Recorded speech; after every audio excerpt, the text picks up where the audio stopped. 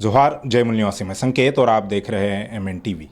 2023 का नया साल शुरू हो चुका है और इस नए साल के शुरुआत में ही एक बड़ा कार्यक्रम बहुजन समाज का भीमा कोरेगांव यानी पुणे में भीमा कोरेगांव में जहां पर विजय स्तंभ है वहां पर होता है और हर साल लाखों की तादाद में लोग वहां पर आते हैं। वहां पर भारत मुक्ति मोर्चा का भी एक बड़ा कार्यक्रम हर साल होता है। उस कार्यक्रम की अध्यक्षता करने वाले भारत मुक्ति मोर्चा के राष्ट्रीय अध्यक्ष माननीय वामन मेश्राम साहब ने उसी कार्यक्रम में एक बड़ी घोषणा कर दी। घोषणा ये थी कि वे आने वाले कुछ ही दिनों में 26 जनवरी से ईवीएम भंडाफोड़ राष्ट्रव्यापी परिवर्तन यात्रा निकालने जा रहे हैं। इस कार्यक्रम में उन्होंने उसकी घोषणा की और उसकी तैयारियां भी शुरू हो चुकी है। भारत मुक्ति मोर्चा की तरफ से वो तैयारियां की जा रही है। वामन मेश्राम साहब का जो फेसबुक पेज है वहाँ से भी आधिकारिक तौर पर उसकी तारीख और वो यात्रा कहाँ से कहाँ तक जाएगी ये भी सारी जानकारी जो है वो अभी पब्लिक डोमेन में है। जैसे ही हमें ये जानकारी मिली वैसे ही हम लोग बामसेब भारत मुक्ति मोर्चा के राष्ट्रीय अध्यक्ष माननीय वामन मेश्राम साहब के पास आ गए और उनसे इन सारे मुद्दों पर, परिवर्तन यात्रा क्या है, ईवीएम का मुद्दा आज भी गर्म क्यों है या वे क्यों गर्म करना चाहते हैं, क्या इसका महत्व है 2024 के लोकसभा चुनाव को ध्यान में रखते हुए, इन सारे मुद्दों पर हम उनसे बात करने वाले हैं। सबसे पहले तो मेश्राम साहब, MNTV पर स्वागत है। धन्यवाद। परिवर्तन यात्रा पर बात करने से पहले आपका जो एक कार्यक्रम हुआ भीमा कोरेगांव में जो हर साल होता है, उस कार्यक्रम को देखते हुए हम भी वहाँ पर थे और कई सारी शिकायतें जो है वो लोगों की तरफ से आई। हर साल कार्यक्रम होता है, हर साल लाखों की तादाद में लोग आते हैं, लेकिन फिर भी सरकार और वहाँ के प्रशासन की तरफ से कोई सुविधाएं वहाँ पर नहीं दी जाती। मसलन पानी की व्यवस्था हो, पीने की पानी की व्यवस्था हो या शौचालय की व्यवस्था हो या ट्रैफिक का नियंत्रण हो, वो नहीं हो पाता।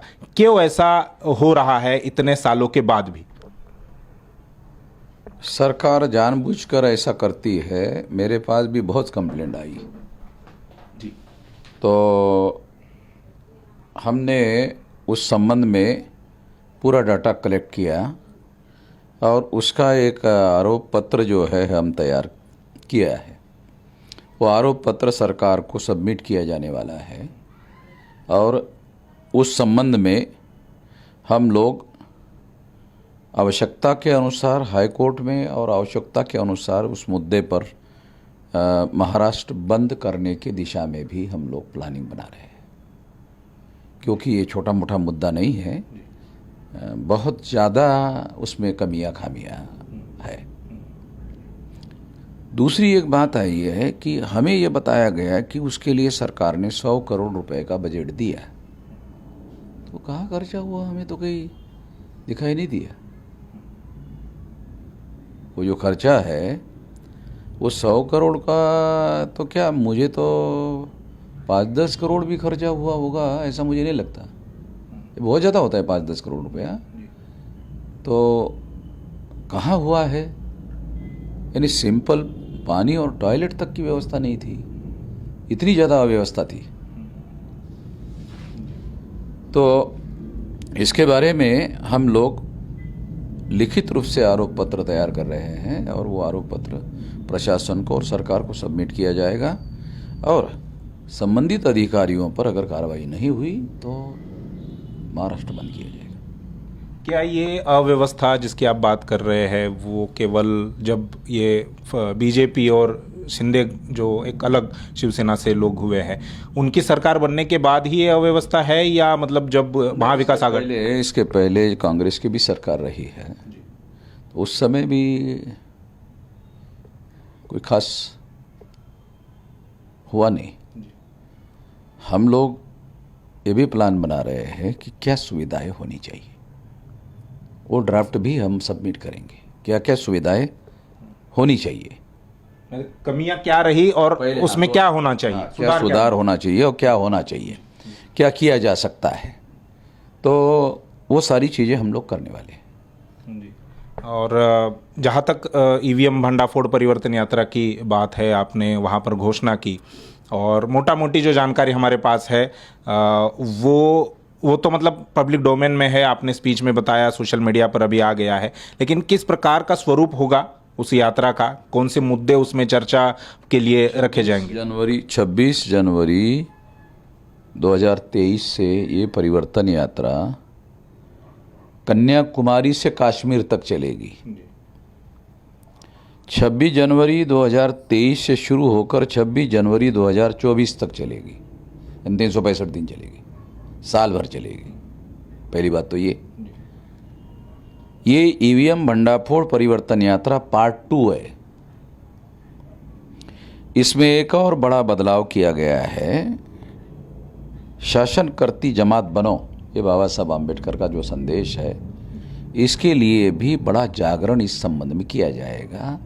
और ईवीएम शासन करती जमात बनो को सैबोटेज करने वाला कैसा साधन है, वो भी इस बारे में हम लोग बताने वाले हैं। ये एक बड़ा मूल्यवासी बहुजन समाज के विरोध में षड्यंत्र है, ऐसा हमारा मानना है। इसको लाने का काम कांग्रेस ने किया, इसका इस्तेमाल अब बीजेपी वाले कर रहे हैं। और ईवीएम एक बड़ा कारण है जिसकी वजह से आज देश भर में कांग्रेस कमज़ोर हुई है। बीजेपी ने उसको कमज़ोर करने के लिए इसका इस्तेमाल किया।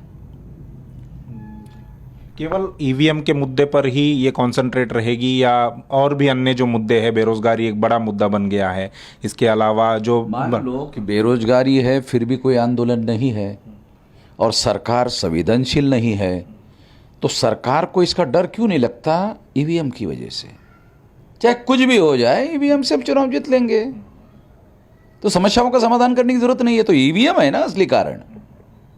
समस्याएं तो बहुत सारा है, महंगाई है, बेरोजगारी बहुत ज़्यादा बढ़ गई है, मगर किसी समस्या का कोई समाधान भारतीय जनता पार्टी की सरकार के द्वारा, भाजपा की सरकार के द्वारा हो रहा है, ऐसा कहीं भी दिख नहीं रहा है। या कुछ पहल हो रही है, दिख नहीं रहा। क्यों? ईवीएम से हम लोग चुनाव जीत लेंगे। ईवीएम उसकी वास्तविक समस्या है। उनको लगता है तो कर लेंगे। ठीक लोकसभा का चुनाव यानी अगले साल होने वाला है। ठीक लोकसभा चुनाव से पहले, एक साल पहले आप परिवर्तन यात्रा निकाल रहे, जिसमें ईवीएम के बारे में लोगों को, यानी जो वोटर है, उनको जागृत करने का काम कर रहे। क्या इसका जो लोकसभा का चुनाव है 2024 का, उस पर असर दिखाई देगा? वामन मेश्राम साधु नहीं है। वामन मेश्राम निरुद्देश परिवर्तन यात्रा निकाल रहा है, ऐसा भी नहीं है। ये 2024 के चुनाव पर प्रभाव डालने के लिए तो ये परिवर्तन यात्रा निकाली जा रही है, और इसीलिए उसमें ये बदलाव किया गया है कि शासन करती जमात बनो, ये अथवा में डाला गया है। ये वामन में हम थोड़ी कह रहे कि हम साधु है, हम तो परिवर्तन का लक्ष्य और परिवर्तन का उद्देश्य लेकर चल रहे हैं। दिल्ली में ब्राह्मणों की कांग्रेस आ जाए, दिल्ली में ब्राह्मणों की बीजेपी आ जाए, और हम लोग केवल आंदोलन करते रहे सड़कों पर, तो गधे, फिर तो लोग बोले अरे तो गधे लोग हैं। गधे तो नहीं, हम लोग सोच समझ कर काम कर रहे हैं, विचारपूर्वक काम कर रहे हैं, योजना बनाकर काम कर रहे हैं, और काम परिवर्तन के लिए कर रहे हैं। तो आज संगठित शक्ति के तौर पर इस देश में फुले शाह अम्बेडकर के उद्देश्य और विचारधारा को मानने वाली संगठित शक्ति तो हमारे अलावा तो भारत भर में कोई है ही नहीं है, हम ही है। और हम बहुत बड़ा ही एक्शन करेंगे इस चुनाव में। इसके लिए तो परिवर्तन यात्रा निकाल रहे हैं। इसके लिए ईवीएम में जो गड़बड़ियां हो रही है, सबूत के साथ बता रहेंगे सारी की सारी चीजें। जो लोग ऐसा मानते हैं नहीं ईवीएम में कोई गड़बड़ी नहीं है, वो गधे लोग हैं। वो बहुत कम लोग बचे हैं जो ये तो बहुत सारे लोगों को हमने सतर्क कर दिया है। पहले जो आपकी हाँ, उसके पहले तो लोग अंधे होकर समर्थन करते थे। मेरी परिवर्तन यात्रा से लोगों ने मानना शुरू किया। अब हम लोगों ने वो डाटा कलेक्ट किया कि हमारे दबाव की वजह से जो सुधार करने का नाटक चुनाव आयोग ने और सरकार ने किया, वो कैसा धोखेबाजी है। वो चुनाव आयोग को नंगा किया जाएगा, चुनाव आयोग को भी नंगा किया जाएगा, वो भी सबूतों के साथ। चुनाव आयोग के विरुद्ध में तो मेरा केस चल रहा है ऑलरेडी, और मैंने सुप्रीम कोर्ट में जो सवाल उठाए हैं उसका कोई जवाब अभी तक चुनाव आयोग ने दिया नहीं है। चुनाव आयोग को लेकर एक और विवाद चल रहा था सुप्रीम कोर्ट में, चुनाव आयोग के आयुक्तों की नियुक्ति के बारे में, क्या कहेंगे इस पर? सुप्रीम कोर्ट को 3 जज का पैनल राष्ट्रीय चुनाव को लेकर और हाई कोर्ट के 3 जज का पैनल जब तक चुनाव चलता रहता है, वो 3 जज सुप्रीम कोर्ट के निगरानी, नियंत्रण और निर्देशन के लिए रखे जाए और चुनाव आयोग पर भी मॉनिटर करने का काम करे, ताकि वो संवैधानिक दायरे में रहकर काम करे। ये हमारी मांग है। चुनाव आयोग पर हमारा भरोसा नहीं है। अगर इस तरह की व्यवस्था सुप्रीम कोर्ट करती है तो चुनाव आयोग को पहले पता चलेगा कि हमारा मिनट टू मिनट जो है वो सुप्रीम को जो है कोर्ट जो है मॉनिटर कर रहा है, और वो 3 जज जो है चुनाव का रिजल्ट फाइनल होने तक मॉनिटर करेगा, तो चुनाव आयोग कोई गड़बड़ी नहीं करेगा। ये करना होगा सुप्रीम कोर्ट को, ये हमारी मांग है। इसके लिए आंदोलन किया जाएगा। केवल चुनाव आयुक्तों के नियुक्त करने से नहीं होगा। TN सेशन जैसा चुनाव आयुक्त कहां से लाएंगे? हर आदमी। अभी तो ये जो अभी चुनाव कमीशन है, वो तो सरकार जो कह रही है वो कर रही है। जैसे ही 3 जज का पैनल बनाया जाएगा,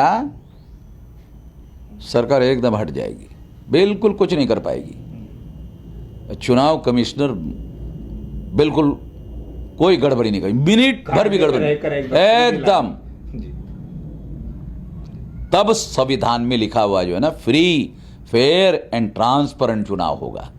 इसके लिए चुनाव सुप्रीम कोर्ट को पहल करना चाहिए और भारतीय प्रजा को फ्री, फेयर एंड ट्रांसपेरेंट चुनाव का व्यवस्था करनी चाहिए। संवैधानिक अधिकार और मौलिक अधिकारों की रक्षा करने की जिम्मेदारी संविधान निर्माताओं ने सुप्रीम कोर्ट पर डाली हुई है। वोट का अधिकार फंडामेंटल राइट है। एक्ट ऑफ वोट जो है ये फंडामेंटल राइट है। क्यों? क्योंकि वोट जो है वो मत है, मत यानी विचार है, तो विचार की अभिव्यक्ति तो फंडामेंटल राइट है। तो उसकी रक्षा करना आर्टिकल 32 में सुप्रीम कोर्ट में जिम्मेदारी लगाई गई है, ये संविधान निर्माताओं ने। मैं इसके तहत कह रहा हूं, सुप्रीम कोर्ट जो है वो निगरानी, नियंत्रण, निर्देशन के लिए 3 जज का पैनल लोकसभा के लिए और 3 जज का पैनल हाई कोर्ट में विधानसभा के लिए, हर राज्य की विधानसभा ये होना चाहिए। अभी आपकी परिवर्तन यात्रा शुरू होगी 26 जनवरी से और वो 1 साल चलेगी, लेकिन देश में पहले ही एक यात्रा चल रही है जिसका नाम है भारत जोड़ो यात्रा। राहुल गांधी और तमाम लोग उसमें शामिल हैं। आपकी परिवर्तन यात्रा इस भारत जोड़ो यात्रा से अलग कैसी होगी? और भारत जोड़ो यात्रा अब तक जो चल रही है, अभी उत्तर प्रदेश में वो एंटर कर चुकी है, क्या कहेंगे उस पर? कांग्रेस को उसका कितना फायदा या नुकसान आने वाले चुनाव में? कांग्रेस के पास चुनाव लड़ने के लिए संगठन का है। चुनाव लड़ने के लिए तो संगठन चाहिए। लेकिन कहा जा रहा है कि एक संजीवनी मिल रही है कांग्रेस को। हाँ, कांग्रेस के प्रो पत्रकार कुछ लोग कह रहे हैं ऐसा है नहीं। हर मतलब चुनाव के पहले थोड़े बहुत लोग कहते हैं, मगर ऐसा कुछ मुझे हाँ, हम लोग जमीनी स्तर के कार्यकर्ता है, हमको मालूम है ऐसा कुछ होता हुआ दिख नहीं रहा है। क्योंकि हो क्या रहा है कि तमाम जो SC ST OBC माइनॉरिटी के लोगों को अपने अधिकारों की समझ जागृति हो गई है। वो अब जाल में आसानी से फंसने के लिए तैयार नहीं है। ये है डेवलपमेंट। ये डेवलपमेंट हमारे लोगों के द्वारा ही हुआ है।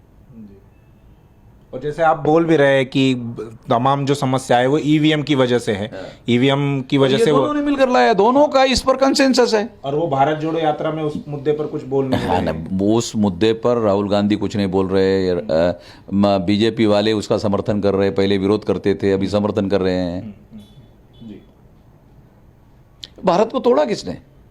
एक तोड़ने का इतिहास तो 14 अगस्त 47 को पाकिस्तान बनने का है, जो कांग्रेस वालों ने किया है। ये भी है, वो तो फिजिकली है।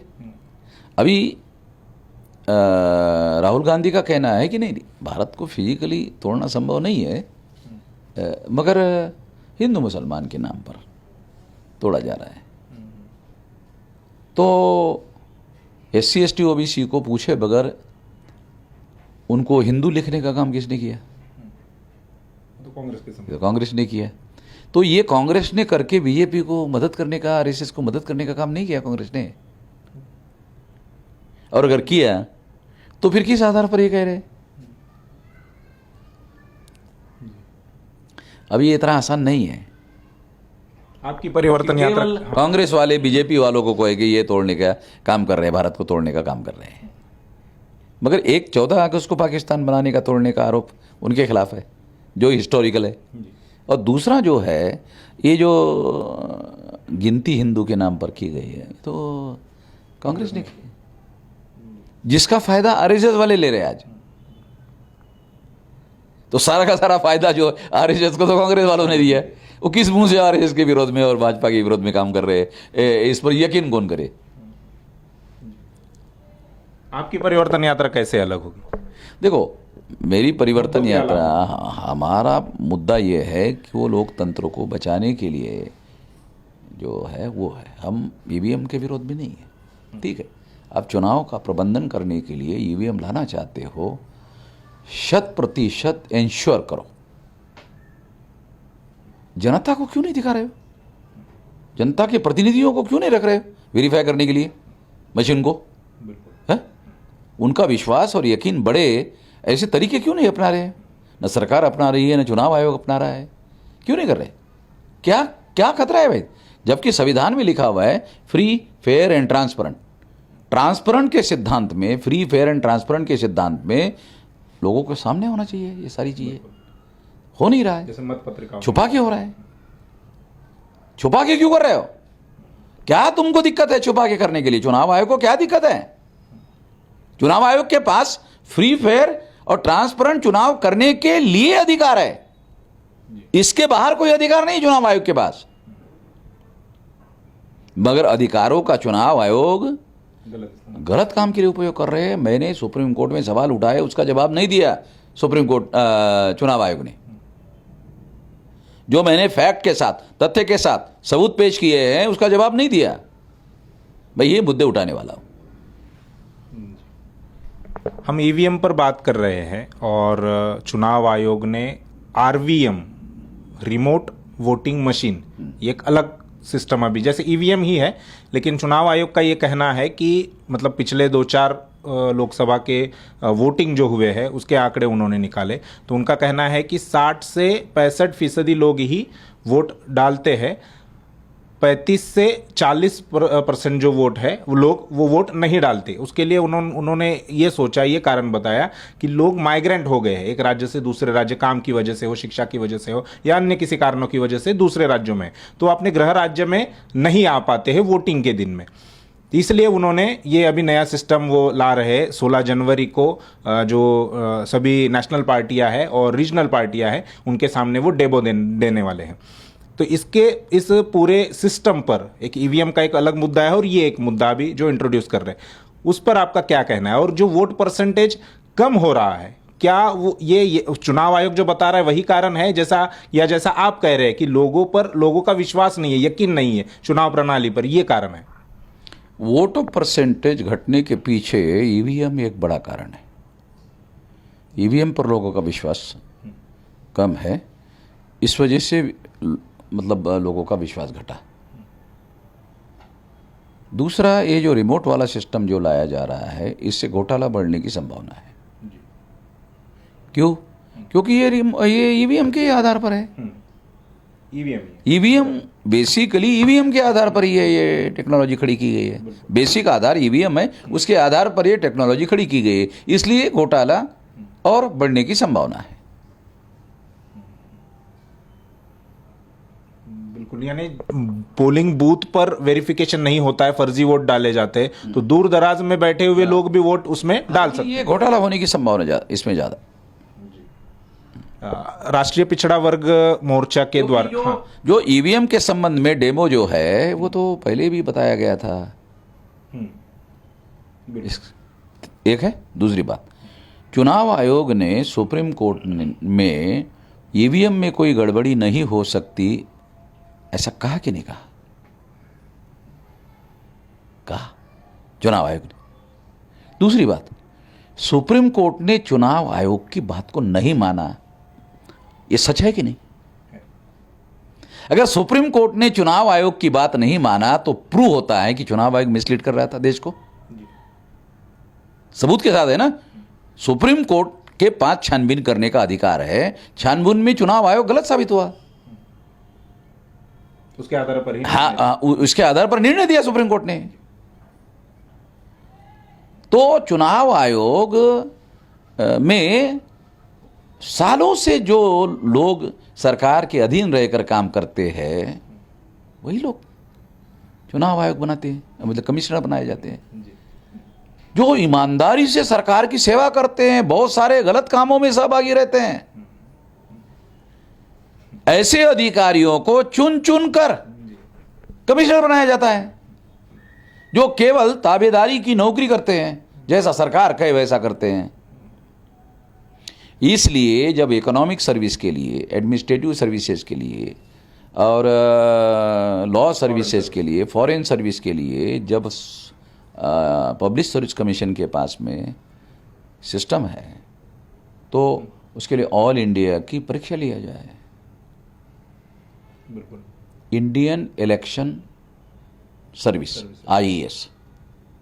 जब आईएएस है, इकोनॉमिक सर्विस है, तो IES, Indian election service conduct किया जाए। दूसरा, उसमें टॉप मोस्ट जो लोग हैं डायरेक्ट भर्ती किया जाए। तो कोई सरकार के अपॉइंटमेंट का और किसी को ओबलाइज करने का मामला ही नहीं है। छोटे काम के लिए तुम लोग सर्विसेज बनाए, ये पहले नंबर का काम है, इसके लिए तुमने सर्विस नहीं बनाई। जो लोकतंत्र में फ्री फेयर एंड ट्रांसपेरेंट चुनाव के लिए सर्विस नहीं बनाई तुमने 75 साल में, ये पहले नंबर का काम है, जिसके ऊपर दूसरी सारी बातें निर्भर है। इस पर होना चाहिए, इंडियन इलेक्शन सर्विस के लिए होना चाहिए। जब सारी सर्विसेज है तो ये क्यों नहीं? तो इससे क्या होगा, जो फ्री फेयर एंड ट्रांसपेरेंट चुनाव संपन्न कराने की इच्छा रखते हैं, ऐसे ईमानदार लोग वहां जाएंगे, टॉप मोस्ट सर्विस में जाएंगे, वहां काम करेंगे। और वो सरकार के अपॉइंटमेंट के द्वारा जाने का मामला नहीं है, क्योंकि वो उसी सर्विस के लिए रहेंगे। और फिर वो 6 महीने के लिए, साल भर की नहीं रहेंगे, वो वही सर्विस रहेगी। वहीं पर अपॉइंट होंगे। एक तो ये, हाँ, एक तो ये हो, और दूसरा 3 जज का पैनल जो है निगरानी के लिए, हाँ, निगरानी, नियंत्रण, निर्देशन रहे, तो free fair and transparent system जो है वो डेवलप हो सकता है। ईवीएम के रहते भी, हाँ, ईवीएम एंड वीवीपैट जो है उसको ओपन किया जाए जनता के लिए। ईवीएम का सारा टेक्नोलॉजी, सारी की सारी एक्सपर्ट्स लोगों की टीम जो है लगाई जाए, और उसमें घोटाला कैसे कैसे हो सकता है वो बताया जाए। जब जब ये ईवीएम मशीन का डेमो किया ना चुनाव आयोग ने, तो चुनाव आयोग के इन लोगों को बुलाए, सुब्रमण्यम स्वामी और लोगों को बुलाए। उसने देखा, वो जो लोग गए थे हैदराबाद वाले, हरिप्रसाद गए थे, तो उसने सोचा है कि शायद इसको वो करने के लिए, हैक करने के लिए 1 आध हफ्ता लगेगा, नहीं 1 आध हफ्ता लगेगा। उसने खोल के देखा, कहा 1 घंटे में कर दूंगा। जब उसने ऐसा कहा तो चुनाव आयोग ने उसको कहा कि नहीं, इसको हाथ मत लगाओ, हट जाओ। तो चुनाव आयोग खुद ही घोटाले में शामिल है, ये सारा डाटा अवेलेबल है, चुनाव आयोग खुद ही सारे घोटाले में शामिल है। तो ये तमाम बातें परिवर्तन यात्रा के दौरान जो है लोगों को उठाई जाएगी, सारी की सारी उठाई जाएगी। एक आखिरी सवाल मिश्राम साहब, राष्ट्रीय पिछड़ा वर्ग मोर्चा के द्वारा 9 जनवरी को उत्तर प्रदेश बंद का एक आंदोलन पुकारा गया था। वो संगठन भी आपकी एक ऑफशूट विंग है, सहयोगी संगठन है। जिस मुद्दे के लिए वो उत्तर प्रदेश बंद का आंदोलन पुकारा गया था, वो मुद्दा अभी सुप्रीम कोर्ट ने खारिज कर दिया है। यानी इलाहाबाद हाईकोर्ट का जो फैसला था बिना ओबीसी आरक्षण के निकाय नगर निगम के चुनाव कराना, सुप्रीम कोर्ट ने कहा कि वो फैसला जो है वो रद्द किया जाता है। और मीडिया में खबरें ये है कि योगी सरकार को अब राहत मिल रही है, आपका क्या कहना है? 2010-11 को सुप्रीम कोर्ट ने फैसला दिया था। उत्तर प्रदेश के सरकार नालायक लोग हैं, उनको 2010-11 में जो सुप्रीम कोर्ट ने फैसला दिया उनको मालूम नहीं है, ऐसा कह सकते हैं? इतने नालायक और नादान लोग हैं ये बीजेपी वाले, यूपी वाले, ऐसा तो मैं नहीं मानता। अगर इसका मतलब उनको जानकारी थी तो इसका मतलब जानबूझकर किया। अभी 3 महीने का समय सुप्रीम कोर्ट ने दिया, कल और एप्लीकेशन करेंगे कि 3 महीने में काम पूरा नहीं हुआ, 6 महीने, और फिर इम्प्लीमेंट करने के लिए हमको और 6 महीने की तैयारी, तो साल भर हो जाएगा। अगर 23 पूरा चला गया तो फिर 24 में बोलेंगे तो लोकसभा का चुनाव आ गया, ये हम नहीं कर सकते, लोकसभा के चुनाव की बात कर सकते। ये सारा साजिश है। इसलिए 9 तारीख का उत्तर प्रदेश बंद जारी रहेगा। ये षड्यंत्र है ओबीसी के खिलाफ में, वो पीछे नहीं लिया जाएगा। यथावत वो आंदोलन नहीं आंदोलन, ये तो और ज़्यादा गहरा होने की संभावना है, और ज़्यादा षड्यंत्र होने की संभावना है। थोड़ा डिटेल में समझाएंगे उत्तर प्रदेश के लोगों को, ताकि समझने में आसानी हो जाए कि किस प्रकार से ये उनके खिलाफ में षड्यंत्र हो रहा है।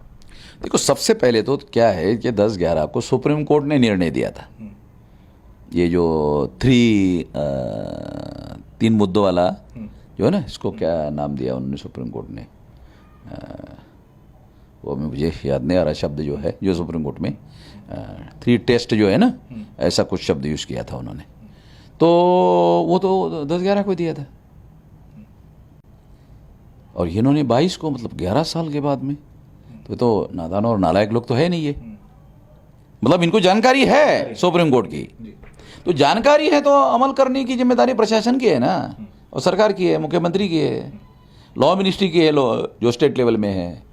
तो उनको समझ में नहीं आता, नासमझी है, इस वजह से उन्होंने गलती की, ये तो मैं नहीं मानता। तो दूसरा अर्थ होता है जानबूझकर की, जानबूझकर की। तो प्लान बनाकर किया कि ये ऐसा करने से ये हाई कोर्ट उसको ये गला कर देगा। क्यों? सुप्रीम कोर्ट का निर्णय है, तो हाई कोर्ट उसको ओवररूल नहीं कर सकती। ये उनको पहले से कैलकुलेशन है, मालूम है इन लोगों को। फिर ऐसा करने के बाद फिर हम लोग जो है नौटंकी करेंगे, आयोग बना रहे, ये बना रहे, वो बना रहे, सुप्रीम कोर्ट में जाएंगे, सुप्रीम कोर्ट फिर हमारी बात को जो है समय दे देगी। ऐसे हुआ, और इस समय में और 3 महीने का समय मांग लेंगे। फिर अमल करने के लिए, वो सारा डाटा कलेक्ट करके सारी चीज़ें करने के लिए, इम्प्लीमेंट करने के लिए हमको इतना समय लगेगा। तो इस तरह से वो सारा का सारा साल जाने देंगे। और फिर जब जनवरी आएगी 2024, बोलेंगे अभी तो लोकसभा के चुनाव की तैयारी कर रहे हैं, अभी ये काम करना उचित नहीं है, ये बहाना बना देंगे। तो ये तो ओबीसी के खिलाफ षड्यंत्र है ना, साजिश है, ये मैं कहना चाहता हूँ। शुक्रिया मेश्राम साहब, हमसे बात करने के लिए। तमाम ऐसे मुद्दे हैं जिस पर आपने बात रखी, खासकर ईवीएम का जो मुद्दा है, वो आने वाले चुनाव से पहले देश में फिर एक बार गर्म होगा। मेश्राम साहब खुद लोगों को इसके बारे में जानकारी देंगे। चुनाव आयोग किस प्रकार से इस पूरे षड्यंत्र में शामिल है, कांग्रेस हो, बीजेपी हो, वो किस प्रकार से शामिल है, वो तमाम मुद्दे वो लोगों के सामने रखेंगे। पिछली परिवर्तन यात्रा, जो उनकी पहली परिवर्तन यात्रा थी, वो कन्याकुमारी तक नहीं पहुंच पाई, लेकिन ये परिवर्तन यात्रा कन्याकुमारी से ही वे शुरू करने जा रहे हैं, और कन्याकुमारी से कश्मीर तक ये परिवर्तन यात्रा जाएगी, और पूरे 1 साल तक, वो शायद 6 महीने की परिवर्तन यात्रा थी, ये जो परिवर्तन यात्रा है ये पूरे 1 साल तक चलेगी।